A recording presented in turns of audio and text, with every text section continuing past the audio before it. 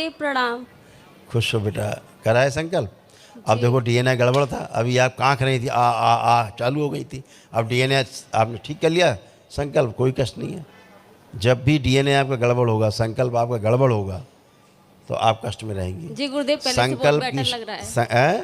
पहले से बहुत बेटर लग रहा है। पहले से बेटर नहीं लग रहा है, 100% बेटर है। अब कुछ बेटर ना हो तो बताओ हमें। जी गुरुदेव। अब 1% भी कोई बेटर ना हो तो वो बताइए हमें, अब आप बचा हो तो चेक कर लो अपने आप को। तो इसलिए 100% बेटर है, क्योंकि 100% अब आपका संकल्प है। ठीक है, शिव की 5 ही शक्तियाँ हैं जो सक्रिय रहती हैं, समझ गई?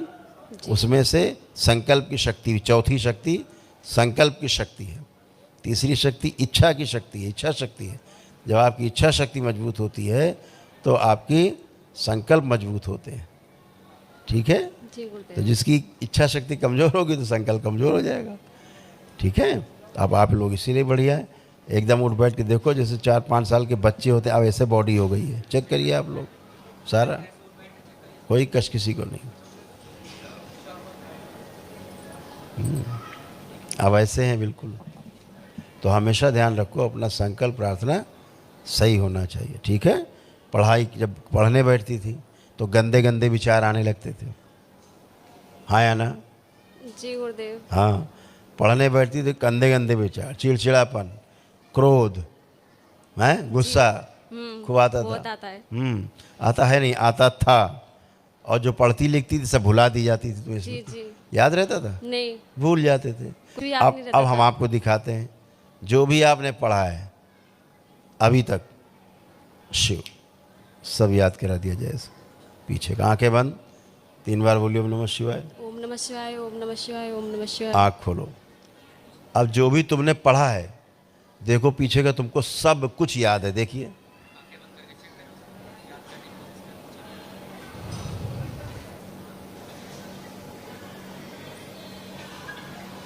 जी गुरुदेव, मैं संकल्प करती थी, मेरा संकल्प पूरा नहीं होता था, मुझे यही पता नहीं रहता था मुझे बोलना क्या है। जब भुला देने वाली स्मृति थी तो सब भुला ही देती थी, संकल्प काहे का करती।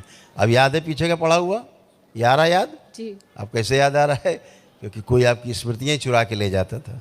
जैसे एआई है, एआई में क्या हो रहा है, स्मृतियाँ चुरा के ले जा रहे हैं दूसरे ग्रहों के लोग, बच्चों की। तो बच्चे पागल हो जा रहे हैं, बच्चों को यही नहीं पता माँ कौन है, बाप कौन है, वो खुद कौन है, चलना कैसे ये भूल जा रहे हैं बच्चे, खाना कैसे ये भूल जा रहे हैं। इतनी तक स्मृति चोरी हो रही है। अभी तो स्मृति के ऊपर पूरे विश्व पे बहुत बड़ा संकट आने वाला है। ये महामारी ऐसी जो किसी के वश की नहीं होगी। ये दरबार की शक्ति जो स्मृतियों को क्षण में वापस करा देता है, छीन के जो ले जाता है। न किसी का औकात नहीं जो अल्जाइमर हो जाए, स्मृति चली जाए, कोई ले आए। जैसे आप पढ़ा लिखा सब भूल लेते, दरबार कैसे ले आए सारी स्मृतियाँ आपकी, हैं? अब आप जब परीक्षा देंगे सब कुछ आपको याद रहेगा। पढ़ते समय याद आपको इसके भुला देने के साथ साथ, गंदे गंदे कामुक विचार आने के साथ साथ आपको और क्या होता था कि आलस बहुत आता था। पढ़ाई के समय रहता था आलस, आलस भी भयंकर आलस होता था। लगता था किताब फाड़ के फेंक दें, ऐसे भाव आते थे, फेंक दे किताब सब। जब याद ही नहीं होता कुछ पढ़ के, फ़ायदा क्या है पढ़ाई से, हैं? अब आप खूब पढ़ पाएंगे, अच्छे से पढ़ पाएंगे। अब आपको कभी कभी अपने ऊपर बहुत क्रोध आता था, लगता था दोनों हाथ से पकड़ के गला दबा लें अपना। होता था? जी गुरुदेव। हाँ, ऐसे जान देने का मन करता था। तो ये सब स्मृतियाँ रहती हैं। आप थोड़ा ना मरना चाहते हो, कोई नहीं मरना चाहता संसार में, नहीं पैदा ही क्यों हुआ। मारने वाली वो स्मृतियाँ ही अलग होती हैं। जिसमें चिपक गई वो मरेगा मरेगा, उसको कोई नहीं बचा सकता। इस दरबार के अलावा, भोलेनाथ के अलावा, माँ के अलावा, इस दरबार के अलावा कोई नहीं बचा सकता। ये सब बाबा माँ की शक्ति है कि आप अपने प्रार्थना संकल्प से अच्छे होते हैं। जो मन में आपके कष्ट होते हैं दरबार वो भी निकाल देता है आपके, है ना? तो आप इसीलिए सब अच्छे हो। आँखों में जो जलन होती थी, चुभन होती थी, वो भी सब नष्ट हो गई है आपके, अब वो भी नहीं है। सब अच्छे खड़े हो, एक गंदा विचार नहीं है किसी में भी आप में, ना एक कामुक विचार है, ना कोई कष्ट है, एकदम आनंद में आप खुश रहो, प्रसन्न रहो। गुरुदेव प्रणाम। खुश हो बेटा। आप कोई कष्ट तो नहीं? अभी मुझे वॉमिटिंग आ रही थी नहीं, है में रहो।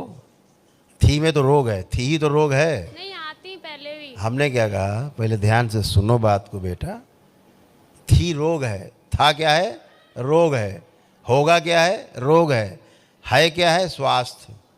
तो है में रहो, वर्तमान में रहो।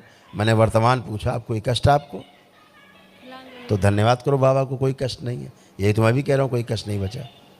भूतकाल में रहने वाला ही पीड़ा है, भविष्य में रहोगे तो चिंता, वर्तमान में रहो तो आनंद। गुरुदेव हमारी